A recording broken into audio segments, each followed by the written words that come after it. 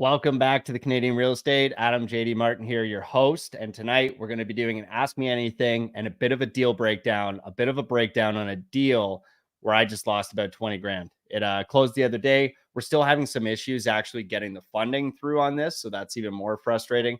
But I wanted to talk to you guys a little bit about sort of the, I don't know, we've shot videos before called like the dark side of financial independence. We've shot videos about like projects going wrong. We've shot projects about how real estate investing is not really passive and how it's actually a fairly active thing. And tonight I just wanted to have an open discussion with you about some of my experiences going on right now with properties that I've owned, with projects that I've done, with partnerships that I've had, with I don't know, with stuff that I got into over the last few years when trying to grow quickly. And it's not been easy. In fact, it's been pretty fucking hard at a lot of different times. And today I'm going to preface this conversation with like, I'm pretty low energy right now. I'm pretty pissed off. I had a rough day and we're here and we're riding and we're going to make it through. And this is all part of the process. And I think that's a valuable thing to actually understand about going through a real estate career. If you're going to make it into a career, not just a hobby or not just a job, you will experience all sorts of ups and downs. There'll be people that join you. There are people that want to conquer with you. There will be people that have goals that are aligned with you.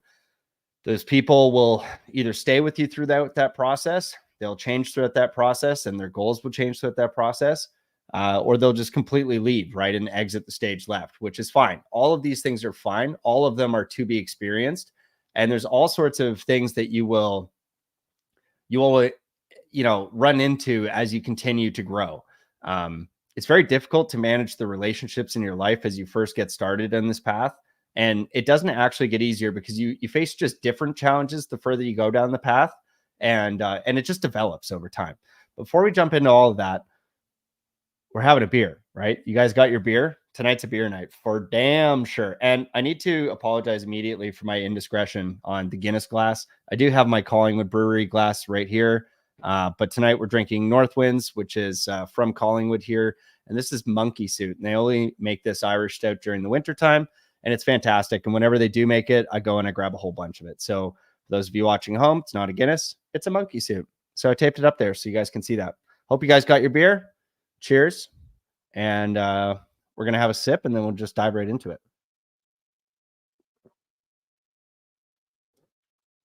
Oh, God. Oh, God, that is so good. And Ammon Bing will just pin that comment up there. Hey, this one's for you, buddy. Losing $14K a year on the variable mortgage. I hear you. Well, tonight you get to sit here, have a drink with myself, have a drink with the rest of the Canadian YouTube channel, and we can just talk it out, right? Because you're not alone. And I feel like that's actually a feeling. Maybe that's where we'll start. That's a feeling that I've had a lot of different times throughout this process, is like, man, I'm so alone in this process. Like, it feels like a lot of the time, the people that you're looking at on social media, whether that's here on YouTube or you follow people on Instagram, hell, even if you look at my Instagram, right? On my Instagram, actually, let's just go look at what's on my Instagram, because I don't really look at it. There's a lot of real estate videos and content there. Go follow me if you haven't. But if I look at my Instagram channel, right, like, man, what am I doing? I mean, I'm traveling, right? You see me out with the dog. You do see me out with friends here and there. You see me getting out in nature, but like a lot of the time, like, you see me traveling, right? Or you see my cars, or you see my watches, or you see, looks like cigars, cars, motorcycle, gun, cigar, champagne, Dom Perignon, suits, more cigars, more watches, more suits, more watches, tuxes, right? You start getting the vibe that, like, man, this shit's all gravy. And it just isn't all the time, right? And I got to do a better job at updating my shit on here and like giving these talks to Instagram as well, because it's valuable. And when you start getting that feeling that you're alone in this process, I think it's because we spend a lot of time looking at what other people are doing, right? Like, people don't usually go to social media to tell you about their failure. They don't usually go to social media to tell you about like losing money and the fact that like projects, partnerships, people, certain things just don't work out all the time. And that's like, it really is too bad, because we get into this cycle of like looking at other investors and we're like, damn, we just saw them do a great flip, right? And then you see them do another one, you see them do another one, or you see them entering a new deal or a new partnership or a new business, and you think, damn, like what the hell is going on? What are they doing so differently than what I'm doing? And it's not always necessarily the case that that's what's happening, right? It's just true that people have ups and downs. Your projects will have ups and downs. Your partnerships will, and everything that you do, especially if you're trying to grow. And I really want to preface this with the idea here that we're trying to grow, right? Like if you're here at all, actually, there's no way that you're not trying to grow in your personal life right now. And I'm talking to you, like you're trying to grow, and I know that, and it's fucking hard sometimes. And so today, I'm just getting at the end of coping with this deal. So to just give you some basic background on this deal, like so many mistakes are made. I bought this deal really quickly. So I didn't do the proper due diligence. That's like point number one, I think, that I would say to look out for. So I didn't do proper due diligence. I bought it really quick. I didn't, we didn't do any type of inspection, or I didn't even walk through the building. Actually, I literally didn't go inside. It bought it in a really good area. The location was great, but, bought it quickly with partners and like in a partnership structure that didn't actually make sense to begin with. And parts of that I can reveal, other parts don't make sense to reveal. I think maybe there's just a broader lesson there to cover. And so I'll touch on that in a second. We bought it at an interesting time in the market. So we bought it at sort of a really expensive time. I think it was 2022. I could be mistaken on that, but I think it was 22. And so market was still really high. And so our total potential, like ceiling at the highest and best use of the building, was not as high as it should have been for what we paid. And we did pay a decent price. Like I think we only paid like, fuck, I should really know these numbers, but whatever. We paid a pretty fair price if you look at it from the perspective of cash flow. And from the perspective of cash flow alone, it should have actually worked out to be a pretty good investment. But the problem is all those other things come into play, right? So like when the whole market is suffering and your personal cash flow goes down, it's very difficult to take long plays into consideration. And one thing that I think we do a really bad job of as anybody talking on social media, like, and I'm just going to put myself in there, at the forefront of this, like as person number one, like it's my fault that like we've showed cash flow being like this giant lofty goal that everybody should be looking at all the time, when the reality is that like while that's true, like, it's not the end all be all. So like what happens here is you can have buildings that produce great positive cash flow, and you can still get yourself in bad situations, whether that's with partners that you decide to work with, whether that's with equity, whether that's with mortgage rates, right? Like that's a hot topic right now. And I see, obviously Eamon here is commenting about the 14,000 a year he's losing on a variable mortgage. Like, yeah, like, cash flow is great until you need a lot of cash. And so, if you're like me, you tried to grow pretty quick, which mean you have to change your social circle. So like you change the friends and the people that you're hanging out with, you change the professional circle that you're hanging out with so that you can associate more with the people that are going to have the capital requirements that you have, with the people that are going to have the skill sets that you have in terms of actually getting these projects done. And with the people who have the sort of drive that are of a similar mindset to you to get you to that lofty goal, right? To get you to that big goal. And in the process of doing that, it's easy to make missteps where you get yourself into too many projects, or you get into too many deals, or you get into too many business opportunities. And real estate's one of these things where it cash flow is great again, but sometimes you end up with like a lot of your cash out, right? And so cash, it becomes a very sensitive topic because like it's such a heavy capital intensive investment, right? So like these properties, like you're putting hundreds of thousands of dollars down and into them when it comes to renovations. So on this project, like on the sale of this building, which again, I need to walk you through the whole situation here, but like we're losing 20 grand off of it. so I'm losing directly like 20 grand, and then the partners are not going to get paid. But we like they get paid out like just the idea of having the building, right? So it was all my costs. So I was the financial partner on this. But I ended up doing a bunch of the work too. So like we all kind of spent a bunch of time on this project, and I'm going to lose like a hard, at least 20K. I really should just run the numbers, but losing minimum 20K. And it's just like, man, we spent 2 years of dicking around on this. Like a lot of hours went into renovating this building. We did everything. We did flooring, bathrooms, flooring, bathrooms, doors, appliances, lighting, landscaping, paint. Actually, no, sorry, we didn't do landscaping on this one, but we did, okay, kitchens, bathrooms, flooring, lighting, paint for sure in all of and appliances in all 3 units. And so like we did all of that work, right? And it took like basically a year and a half to get that building stabilized with turnovers. And then we had another turnover sort of mid renovation. And what ended up happening is just like all that like ideal cash flow from that investment just sort of got deleted by the improvements. And then all of my capital got sunk in that. But at the same time that the market was declining sharply in the last, couple of years, like it's just gone down quite a bit. And so you lose all this equity, and then people start losing interest, and then people start calling loans, and then people start, not giving the drive or the dedication that's required to actually make the investment successful. Because like after the renovation, there's still operations, right? And I think that's another part that we don't do a great job at covering is like, once you renovate a building, you have to still operate it, right?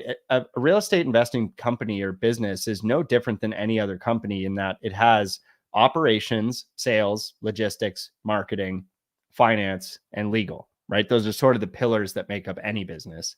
And it's no different for real estate. So I guess just like, there's lots of shit to unpack here. And I realize that I'm sounding sort of disconnected on all of these different points, but there's just a broader story here that like, as we grow, we get into more opportunities. Those opportunities create growing pains.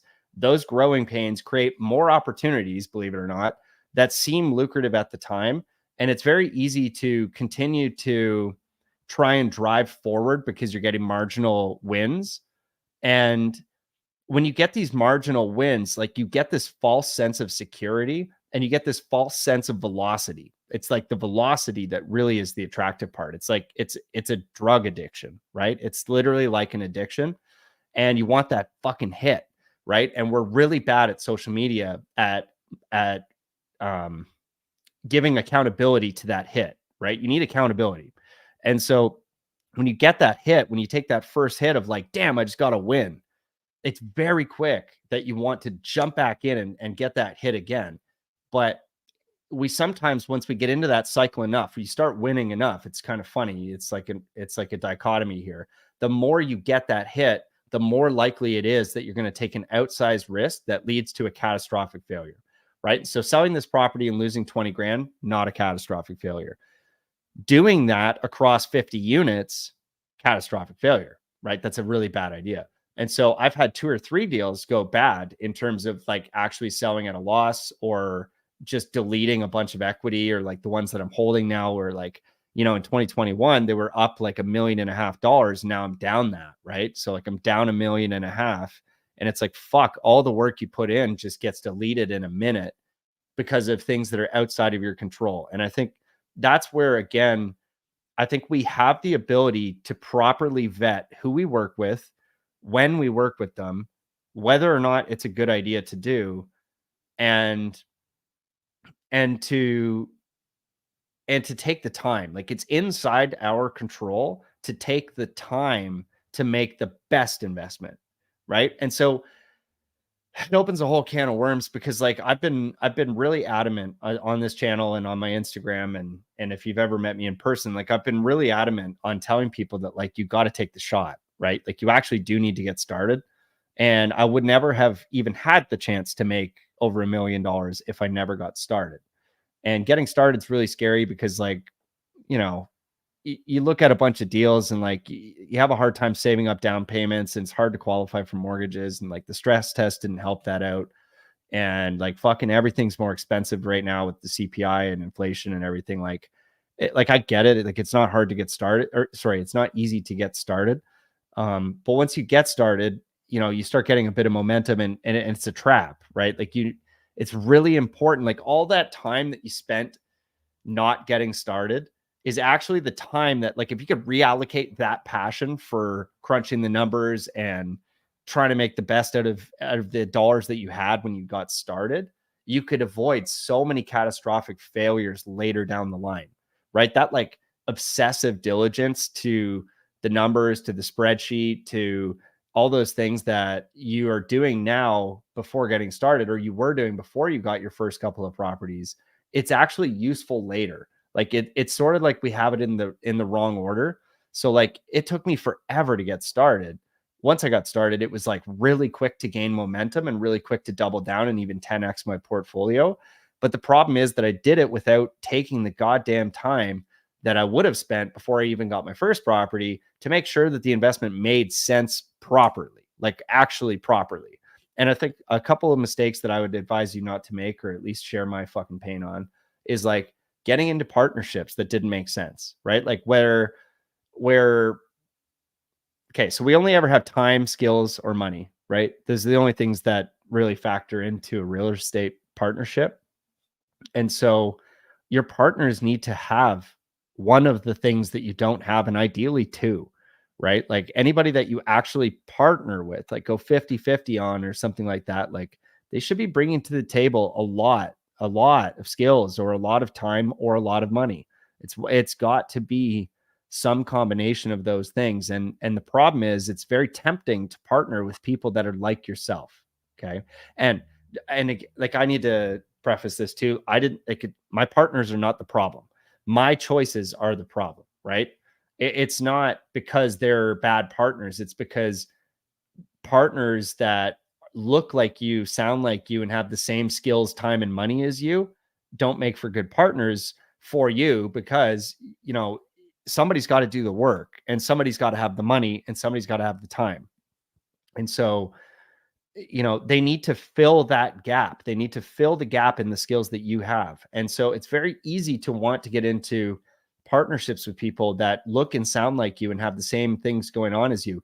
And it happens because that's how you meet these people, right? You meet them on Instagram, or you meet them on YouTube maybe, or you meet them at a real estate meetup in person, and you think, wow, we're so alike. We're so similar. We have similar hobbies, passions, communication styles, goals, all that shit, right? And it all lines up. But the problem is that's not the person you need, right? Like it's probably not. And so me being the financial partner on like these couple of deals, and that's one example. I'll give a couple examples so that you can see I'm the problem, not my partner.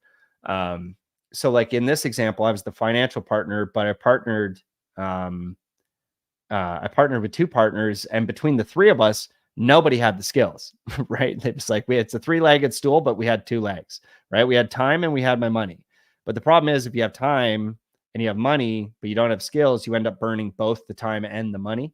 And so it takes like way fucking longer to get anything done, and you end up burning the money, right? And so then at the end of the day, you're out of time because you don't have money. You're out of money because you don't have the money. And then you're out of the money. Do you understand? So like you end up without all of it if you don't have all three legs of the stool. You need all three. And if you have a partnership where you don't have that, you lose all of it, right? And so losing 20 grand is not the end of the world, but we burnt time, money, and never got the skills out of it.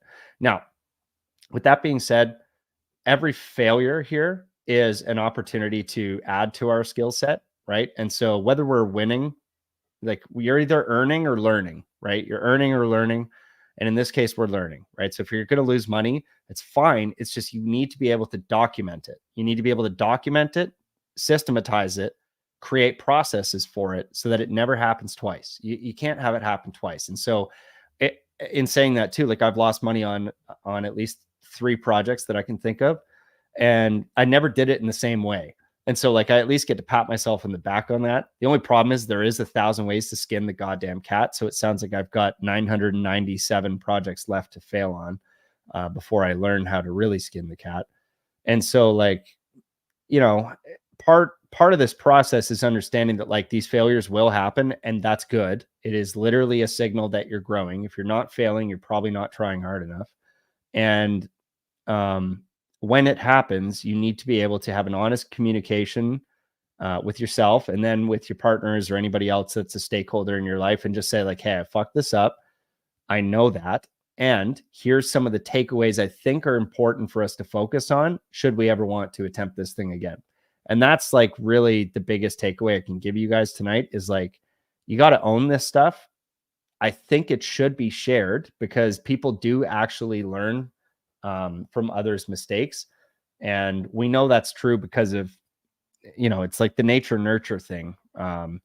Your kids, your friends, your family, almost everything around you learns when you make a mistake. And so I don't think it's fair to treat social media any differently or treat your followers any differently on social media just because you can't see them or whatever that weird dynamic is where you're sitting wherever you are and I'm sitting here and staying or talking to you over the internet somehow. It's kind of a miracle.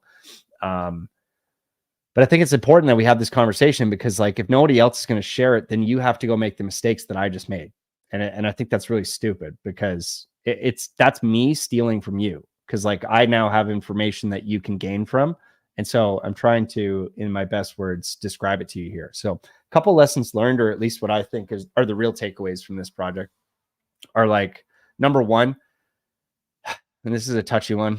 It's really difficult getting into a professional relationship with people that you have a personal relationship with, and especially if you have a romantic relationship with them. So a super long fucking story. We're not going to get into it, but like, this deal, one of the partners was a romantic partnership that ended. And then later, so we still have the investment and you just have to work through that. And I know this happens all the time, right? Like people get divorced, people split up, they go different ways and whatever, and you still have to manage these investments. And one of the problems is you get into like an ultra high demand in that situation for communication, but you have multiple parties that are unwilling to match the level of demand that you need. So the supply does not match the demand, right? So your demand's higher than supply. What happens? Price goes up every time. It's like basic economics. It also works with communication and relationships. So what ended up happening there was like a whole bunch of communication blunders, which led to like a whole bunch of stuff going wrong. So like taxes getting paid late, rent getting collected at weird times or not often making it to the account in full. Paying the mortgage because it's a private mortgage, right? It's a vendor take back. You guys know I never go to the bank. I'll always get a vendor take back. So like, there was like a couple times where like we didn't pay the vendor take back mortgage on time. And it literally wasn't because we didn't have the money. It was because like we just didn't remember to do it. And so like that's really crazy. A bunch of communication things there. Another thing that, and so like this goes back, I already mentioned that I kind of rushed into the deal. So like I didn't do an inspection, which I almost never do anyways. So that's not the part I'm kind of harping on. I feel very comfortable about looking at buildings now and understanding what's going on with them. But the problem was that we didn't take the time to verify based on this neighborhood. I should have known. And honestly, I think deep down I did know, I just didn't really care. But it was that complacency that hurt us. This building was in a heritage zone, right? And right as soon as you look at the building, you can see the porch needs to be done. And the first thing with a heritage building is for these porches, right? They want shit to be done to match the style of the neighborhood. So you have to pay special contractors. You need to get architects. You need an engineer. You need permits. You then need to pay for a contractor who's good enough to actually do that work. And it's a lot. Like it's over 20 grand for that patio porch thing. And I was like, well, fuck, like I don't want to do that. And it doesn't actually add any rent. And it really doesn't actually add that much value to the building. Because whoever's going to buy this is going to buy it for rental purpose anyways. It's a triplex. So it was kind of just a mess, right? And so the patio or porch thing never ended up getting done, which affects resale value, right? Because now somebody else has to go get the permit. Somebody else has to get the drawings and everything else. We already had that. I hope, actually, come to think of it, I hope one of us transferred. We probably didn't because we probably didn't communicate this, but hopefully we transferred all the work that we already paid for just out of goodwill to the buyer. for the drawings for it. But if we didn't, I mean, that's just one more failure, right? To communicate. So, missed it on the heritage designation. Before that, like, the building's just like old. It's just freaking tired, man. It's like, it's heritage, right? So it's built in like 1800s or something crazy. There's like wood, um, like timbers for floor joists and stuff. Like, it's old as hell, but it's a pretty nice building. Like, it's yellow brick on top and whatever. But once we started digging into it, like, and you would have seen this if you did an inspection, like the roof had like 5 layers of shingles, and like, it was like a bazillion pounds on the back. And we're like, man, like, we just don't have the money to replace all that, because again, we didn't have the skill to execute the project quick enough, which meant that we burnt a lot more money than I expected. So any surplus that I had budgeted for that project just got deleted, right? It just went to zero. And so that's like kind of problematic when you're trying to make mistakes. If you're going to make a bunch of mistakes, you need a lot of cash, right? Just have way more cash than you expect. 30%, right? 40%. Fuck it. Just go 40%. You'll probably land okay. And so anyways, we burnt a bunch of money, but it was at the same time too that like I switched out of what I was doing with my business and kind of just went into real estate as sort of like a full-time gig, right? So my job right now is as a realtor with EXP. And like, it's kind of weird because like I have this huge book of business from the giant wholesaling business that I built. But I never really made the proper ask. So if I want to make the ask to convert that old business into new business with the realtor designation, there's like serious work that needs to be done. So it takes a long time. Even getting the license took a long time. It took like 6 months to get all the paperwork done and get through the schooling portion of that. And that was, it was definitely challenging because it just all takes time and cash. Actually, they want a bunch of money to get a license now. And then I'm competing now with this brand problem where like, for the past 6-7 years, our whole business was off market. It was not using realtors. That was like literally the point of the business was come off market. We have all the deals. Well, we're in a different market now, right? And they made it impossible to do what I was doing because they changed tax laws. And I can just tell the public sentiment of that business model is going the wrong way if you want to be in that business, and especially if you want to scale it. So, that challenge came at the same time. So bad timing on purchasing the property in terms of where the market was at, bad timing on purchasing the property with those partners in terms of where our skills, money, and time was at. And then bad timing as well, based on my actual income. And this is another lesson that's a big takeaway for you guys. I really don't think you should be thinking about investing in real estate when you're not making a ton of cash somewhere else, like literally a lot. And I actually mean that. Like, you need a lot of money, a lot. Like, it's stupid how much money you need. And part of that's because of how we get taxed here on our income taxes. Part of that's just because materials and everything is like so much more expensive now. Part of that's the market has never actually come back down as far as it could have, right? And so it's expensive now in most markets that we're looking at to invest. You just need a lot of cash. And it's like amazing how much cash it just gets deleted, right? It's like my buddy, he just sold his farm the other day.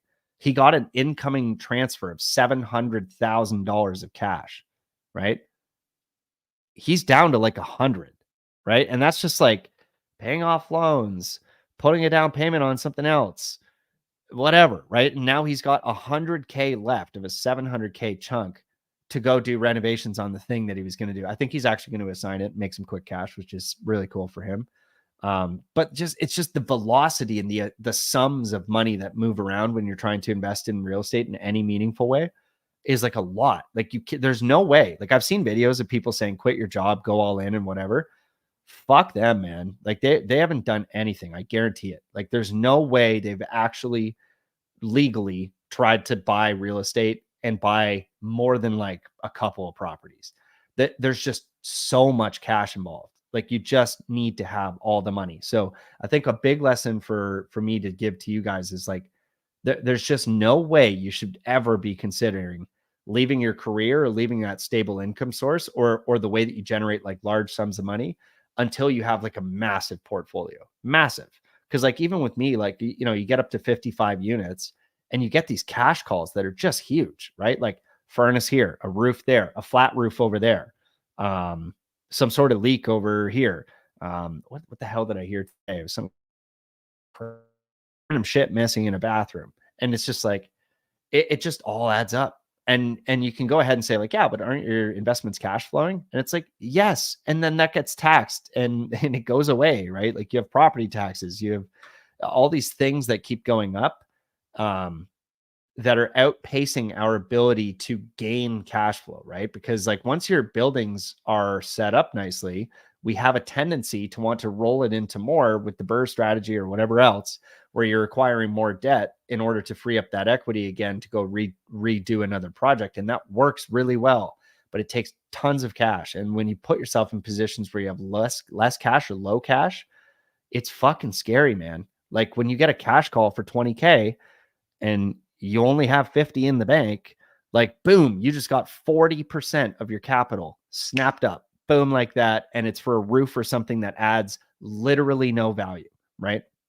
Nobody cares that you had to fix your roof. Okay. The buyers don't care about that. Like they actually do. They'll care about it if the roof is in bad shape. They'll punish you for it, but they don't share in the actual cost of replacing a new roof, right? That never adds to your top line. I can just tell you that right now from experience. And so, man, you got to have a lot of cash. And like, you don't want to be in this position that I'm in right now, where you sell a building at a loss, knowing that it could cash flow, but not enough to save you, right? It's like, if you have a leak, a big leak, and small ones turn into big ones, by the way. But if you have a big leak, you just have to liquidate shit. And like, you do it always at a loss, or you do it at an inconvenient time. And the problem is, and this is another big lesson, like a bullet point. I should have wrote this stuff down for you guys so it was easier to digest. I'm sorry. But a big bullet point here is like, we're really good. I just need to think of how I want to actually say this. And I know this is a discombobulated stream, so I appreciate anybody hanging on to this, because holy shit. But I think we're really good at like categorizing wins to ourselves, and we're not good at all at like categorizing the losses and then like distilling that into lessons learned to take forward into our next projects, so that we actually don't make these mistakes twice, and that we take the time to really think about like what is the best use of our time, our money, our energy, and how do we want to see this through over the long term. Pete just asked, like, the real question is to invest in real estate or not to invest in real estate. That is the question. Yeah, I mean, invest in real estate. I'm just griping today because losses are real. And if you lost on your first project, it'd be pretty hard to recover, just because it would take so much capital to get into the first project that you probably will burn most of your starting seed capital. So that's like a big thing that you don't want to do, right? Like you need to have a win on your first couple. Because if you don't, it's very dangerous. Like you can lose a lot of money quickly. It's kind of like the casino if you do it incorrectly. And so if you do get a few wins, though, I guess that's like the lesson I've kind of touched on already, is just like, be diligent about the next properties that you get into, because they can burn you, and they can burn the whole pile really quick, because we have a tendency as well to go from like, or at least here's my progression, right? You started at a semi-detached house, you get into a detached house, you get into a duplex, you get into a fourplex, you get into a 24 unit building, and the addiction and the high keeps running off of that. But the problem is, like, dude, the 24 unit building, that thing will sink your ship. Like when it comes to Battleship, that's 5 tiles, baby. That thing will smoke you. Okay. And just like Battleship, you hit one freaking corner of that thing and you hit the second, you're like, oh, I'm on a run. I know I'm on a 5 tile ship, and you can just sink that puppy. You know exactly where it's at. And that's your cash flow, man. I mean, if you get all your money tied up in a building and you have time working against you, you're getting smoked. You're getting absolutely smoked. So I want to caution you against that. I feel like I'm kind of ranting here, but I see the comments rolling in. So I do appreciate you guys tuning in. If you guys have any questions, I'm happy to answer any questions you have, right? Like, how did I get here? What happened? What's going on? What do I plan to do next? What are we doing here? And Pete just asked a really good question there, right? Like, in terms of do you invest in real estate or not? It's like, yes, definitely, right? Because there's really few other things that offer the leverage that real estate does. And so when I start to think about that, and when I think about good projects, and when I think about lessons learned and setting up proper systems and processes, making sure that everybody's specialized in what they do, right? Each partner has a specific job to do. They have specific demands that they need to fulfill. They have specific accountability. They have specific end state goals, and you have specific, goddamn seriously specific, what are those things called? Contingency plans for when things go wrong. If you have those multiple exit strategies, you absolutely know what is going to happen, whether it's a good, great, or terrible, like good, great, bad, or terrible sort of outcomes. Then you can have a plan, right, as to what to do. And I think that's really important as well, is just having a plan. What's that going to look like? But if you do get into a real estate investment and it's successful for you, like often it's really empowering and powerful, because we are taking advantage of that 5 times multiplier, right? On almost every situation where you're coming in, you're putting 20% down. So you can see your cash required can actually net you some really crazy returns. So Pete, can you just pull up my screen here? And so this calculator here, I think we're doing some really wacky numbers, but let's think of some deals that I've actually done. So on one property I bought, you guys can see this, right? I put in so I bought it for 250, and I sold it for 650, right? I don't remember paying a fee. Yeah, maybe I did pay a fee. I probably paid a 10K wholesale fee. And my rehab budget was 85K. It's like six months in the deal. I probably paid more than that. Probably paid 10%, I think, at the time. Maybe it's 12%. I don't know. But so like let's just look at this deal, right? And can you guys see that? Does that need to, why does it look so terrible on the stream? Maybe you can't even read that. I'll zoom in. Let me zoom in here. Okay, so like here's why, like, this is leverage, right? This is the power of leverage. So with this deal, and Ben, welcome back, by the way. Ben, I'm sorry you didn't get a notification. I think we just screwed it up because I didn't tell Pete title, because I was on the phone with lawyers all freaking day. So that's on me, buddy. I'm sorry. So here, we're going to break down this deal and why I think real estate is so powerful and why it's a yes, even though sometimes it really does get you screwed up. So purchase price, 250K, right? Fourplex, great building. I put in like 85K. I paid a wholesale fee of 10K, and I had a down payment of 20%, right? So what ended up happening here, if you just look at the numbers, and it sold for 650, or actually, I think it was 625. And so my total cash required was only 167,000, right? But my return on investment is insane. It's 134%, right? And that's because of leverage. Like, leverage is so fantastic that you can make 226 grand with only $167,000 investment. Now, why did that one work? Why did that work and this didn't? Right? The one that happened today. I'm not going to lie to you right now. A lot of that was just fucking luck. Okay. The market was insane when I got started. The market was really incredible. And so luck is something, right? Market forces are something. And they can't really be ignored. Like, a lot of the guys, and this is okay. Actually, here's the real takeaway, because we were talking about this earlier, right? Like, people only share their wins on social media, typically speaking, or they really don't share losses a lot. And one of the things that you have to be aware of is, like, all these wins that you are seeing from the last few years. Like, when you're looking at these people and you're thinking, wow, I wish I had their lifestyle, or I wish I had the things that they have, or I wish I had the investments that they made, or the stats that they have, like this number, you can't take away the fact that I did that, right? Like, I did that. Yeah, I did it. Boom, done. Adam, what a genius. But the fact of the matter is that that's not how every project goes, right? And when you're seeing these wins from the last few years, it's very tempting to think like, damn it, I'm doing something wrong, when you're watching the people that were winning years ago and you're thinking about, why the hell can't I do this now? And it's because there's a different market entirely. You can't buy $250,000 fourplexes anymore in London, right? This thing right now is probably sitting at 550, and these numbers are bullshit now.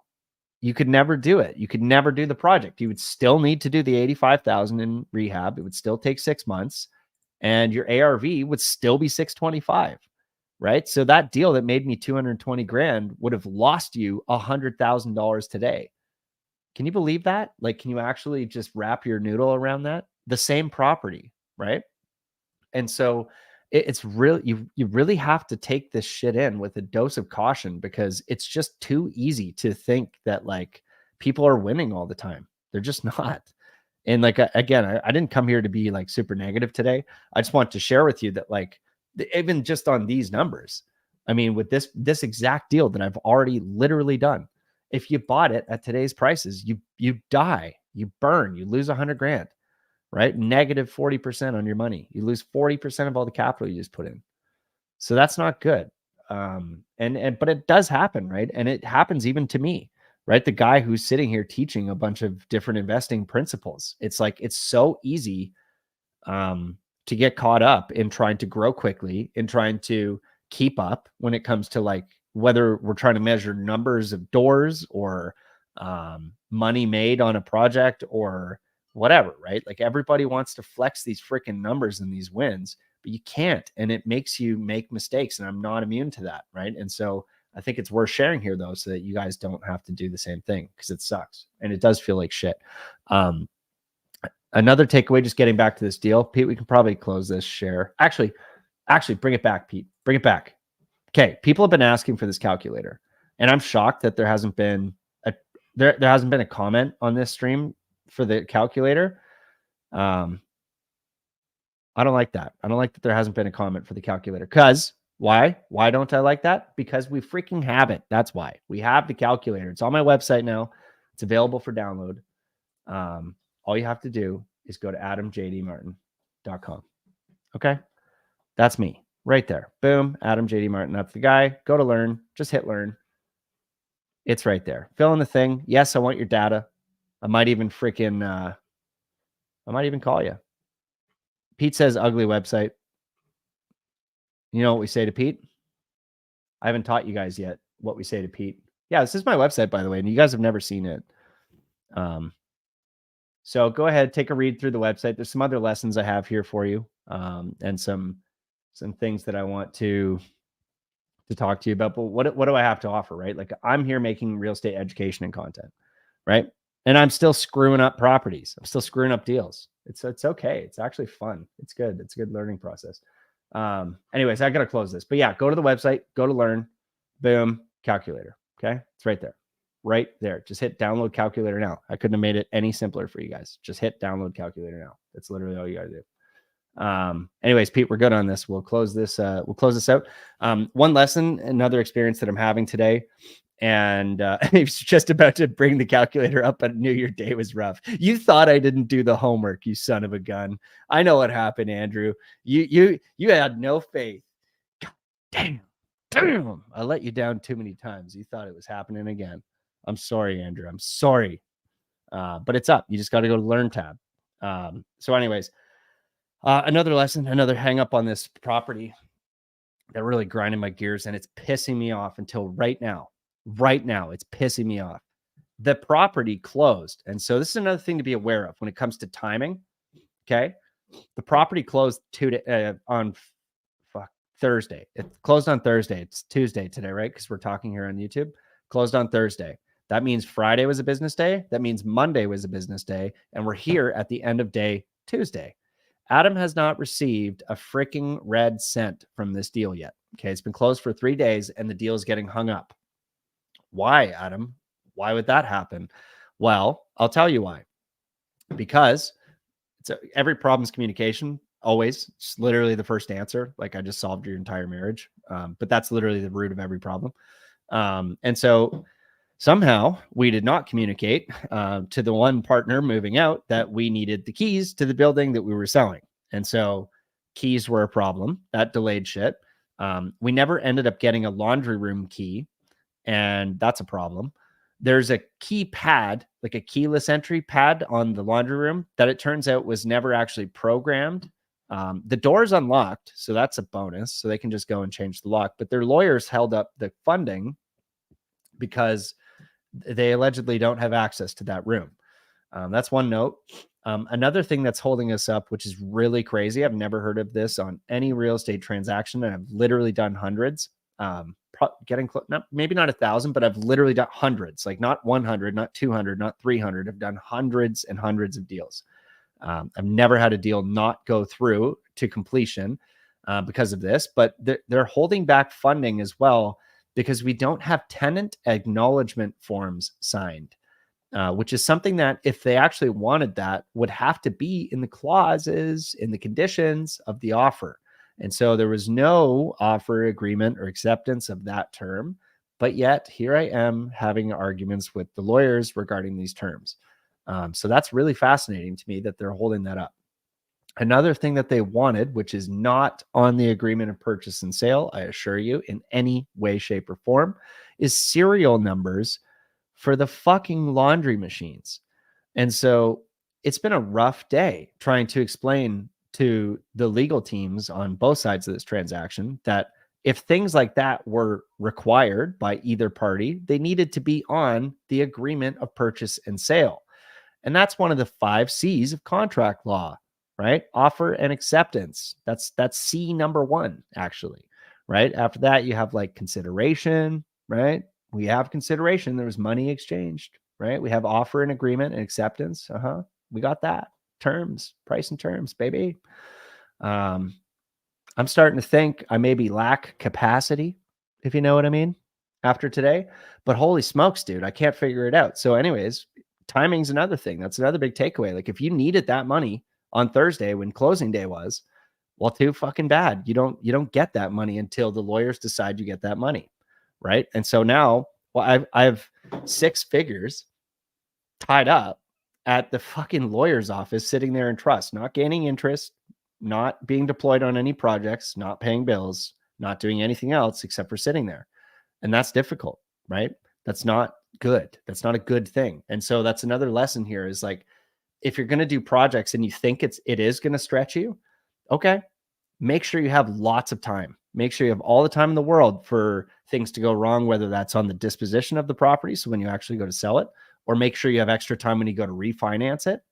Make sure you've given some consideration to the market conditions so that you know, like, oh shit, like we're heading into a recession. I probably shouldn't count on getting perfectly 80% loan to value at a great rate at the value that I think I want, right? Like you should have some consideration for that. And this is all part of the contingency plan that I mentioned is very important as well, because like if you don't have these contingency plans, it's so easy to get screwed up. Like you'll just get lost in the freaking weeds. And so you can avoid some of that at least by having a good plan, leaving yourself some extra time and carrying more cash, right? One of the best things Casey Wong ever said to me, Casey's been popular on our channel for a long time for owning purpose-built, like 2-3 story walk-up multifamily buildings, all self-managed. Guy's a rock star. And I said, like, what's one of the best takeaways that you can impart on me as I start through this growth phase of my career in real estate investing? And he said very simply, it wasn't some fancy algorithm. It wasn't some fancy place to find deals or some wholesaler or some list or some contact. He simply said to me, buy better deals and hold more cash. And it's like, fuck. At the time, I was like, yeah, I mean, sure. But like, what's the actual thing here? And it's just like, no, that is the thing. And that's actually like, I somehow have come like almost full circle right to that statement today to understand that like, you just need to buy better deals, right? What's a better deal? Maybe that's a good place to start. What's a better deal? Well, a better deal is a deal in which you have the right partnership structure. if you're going to do it with a partner. If you're not going to do it with a partner, you understand the systems and processes that you have in place in order to properly execute on the vision that you have to bring that building from its current state to its highest and best use, given all of the environmental factors that are at play, right? What's inflation like? What's the job security in your environment? What's the real estate seasonality look like, right? Is it January when like no volume changes hands? Is it going to be selling in the summer where there's also another bit of a trough in most markets, right? Like June's kind of like the worst month you can sell a property, which is counterintuitive, right? You always think summer, right? Open houses and shit. Well, it's not. It's terrible. March is when you sell properties. That's when you sell. It's when we do all of our business, right? We've sold hundreds of millions of dollars of real estate in March. It's the freaking month. It's when we should only work in March, right? Put all your effort into March when it comes to selling properties. And so when it comes to buying properties, by the way, do the inverse, right? Buy in January, buy in June, right? When nobody's looking, people are getting desperate. It's kind of funny. There's a pro tip for you there. But yeah, like, better deals, right? It's like, take the time, do the walkthrough. Like I showed you guys on Google Maps, right? Do the street view, go drive the neighborhood, go sit there at night and see what's going on in the neighborhood, right? Do some ghost ads, do some ghost posts for who's going to apply to these properties when it's fully renovated, right? That's fine. Really study what the actual rents are going to be in that market. Study what the vacancy is going to be like. Who can you potentially attract? Are there better ways to do it? Is there a potential layout that you're not considering? Is there a way to add a bedroom? Is there a way to change the layout so that it's more functional and increases the utility of the space? Is there a way to add laundry? Can you add dishwashers? What value can you possibly add? And make sure that you have thought of all that stuff before you get into the deal, because it will help you to understand if it is actually a better deal, right? And then for me, I would say too that like this falls under the deal, in the deal side of things, this falls under the one of the issues I have with this deal and why I would say it's not actually what Casey would call a better deal is it's not purpose built, right? I bought this super old heritage building that's super choppy, right? And it's fine until you start renovating stuff and it's like lath and plaster, knob and tube, shitty plumbing, everything goes wrong. The roof's screwed up, the foundation's got issues, the electrical's got issues or whatever, right? As soon as you get into any of these buildings, you start finding problems. And it's not the same thing as buying, just waiting, paying maybe a little bit more, getting into the right investment when it comes to like buying something purpose built or buying in a slightly better neighborhood or whatever that may be for the specific investing strategy you have. But like buying the better deal looks like not dealing with that nonsense, right? So buy better deals and hold more cash. And what he meant by hold more cash is like you don't actually want to come close, anywhere near actually, to spending your entire budget on your down payment and your renovation, right? That may be acceptable for your first deal or two so that you can get started and actually start building up a proper like nest egg or investment seed fund. But man, once you're into it and if you keep doing those stretch goals, you keep doing those. My buddy Mike and I always called them Mario jumps, like the double jump. If you keep trying to double jump everything, man, if you don't land even one of those, it just screws your day up. And then you get cash calls and then you get freaking out of liquidity so fast. And it happens with large numbers, right? It's like you get a 40K cash call and you're like, holy shit. At what point in your life did you expect a 40K cash call? Like that's like a lot of money. Or you get 100K. I've had that. Where you just need to have $100,000 like next week. And you're like, okay, yeah, I'll go do that. Damn, Danny. And that sucks. So, you want to be well insulated and you can do that through different strategies, right? Whether that's getting better creative financing on the buy side, or you can do better negotiations when it comes to the financing with joint ventureship partners. Like you can do joint ventures. You can negotiate with the seller to hold some of their equity for you. You can get private loans through other channels like mortgage agents and stuff like that. Like there's ways to cash up. And I would challenge you too to think about it. Like if you're not willing to pay 15% on money to have the liquidity to properly do a deal, like is the deal actually worth it? Right? Because like when I look at a great deal, that deal I just showed you where I made 140% return on investment or whatever, like yeah, paying 15% on that, like, sure, if you can get it for cheaper, get it for cheaper. But if you can't, do you still do the deal? It's like, well, yeah, dude, you do the deal because you're making 140% even at that rate. Okay, cool, do the deal. If the deal doesn't support it, you got to start asking questions about the integrity of that deal. Is it actually a good deal? Or are you just trying to buy the first thing you see? Right. And we're still talking about real estate, by the way. Uh, we're still talking about real estate. So, anyways, guys, this is a long-winded goddamn discussion to say, like, take your time, invest diligently, have the right partners. You know that because your partners and you make up the three-legged stool that is time, money, and skills. Be well funded in terms of, again, whether that's partnerships or the way that you're executing your negotiation strategy. And then buy better deals, right? Just have deals that make sense, deals where you're not going to be surprised, deals where you're not going to spend all of your time, money, and skill trying to get the damn thing up to its highest and best use. And that doesn't mean don't take big projects. Big projects can mean big risk, which means big reward, potentially. But just be aware of it. Like, where are you at in your investing? Where are you at in your investing career? And like, can you handle it? And so, anyways, that was it. I know it's long-winded and it's low energy, and I'm kind of pissed off today. But I appreciate anybody that made it this far into the video, and I hope that there was some nuggets in there for you to rip out. I could do a better video that's maybe a polished, like, proper YouTube video as opposed to these. But Tuesday nights are for kind of for you guys, right? For Ask Me Anything, for you guys to just give feedback and for you guys to participate in the conversation. So I really appreciate you hanging around. And yeah, I did love all the comments flying in, so that's awesome. And if anybody's still got a beer, let's have a drink.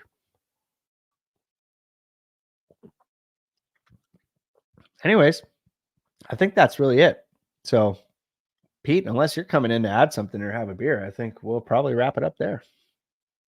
Now, see, actually, before we go, it's worth mentioning we've had a lot of traction on some of our shorts and some of our reels that we're posting out. And I would actually just really appreciate it if you're still watching this, like, go back, look at some of our reels, look at some of the shorts that we posted here and on Instagram. And if you could just share that for us, like, we would just super appreciate it, right? We're trying to get more people engaged. We're trying to get more people coming back here so that we can just have better conversations. Like, I literally just want to have a bigger community here so that we can get more conversation provoked where we can actually add value to each other's lives, right? I'm not the only one screwing things up. We saw that here in this stream. Like, there's people here losing on variable rates and stuff right now too, and doing deals. And it's like, yeah, I get it. But like, the more we band together on this stuff, the better the transfer of knowledge can be, and the faster we can get everybody up to speed and into the winning column of stuff. So please, if you can, just go share that content and comments if there's anything that you'd like us to shoot, or if there's comments on how we can improve things, just drop that on there, and it's cool. We don't mind that at all. And yeah, we super appreciate you. Go watch the new market update videos. I think those are really exciting for you guys to capture all the markets at once and actually understand like what's going on across multiple markets to have a apple to apple comparison. And yeah, we really look forward to, again, just pumping out more content. We've got so much cool stuff coming up. So if you want the calculator, head over to my website. Otherwise, you're already here, so freaking subscribe if you haven't. And we'll work on getting titles up so that we can get notifications to your YouTube faster. Because I know we didn't do that today. And it's just literally because I spent all day on the phone with the freaking lawyers. So sorry. But otherwise, yeah. Talk to you later, guys. See you next Tuesday.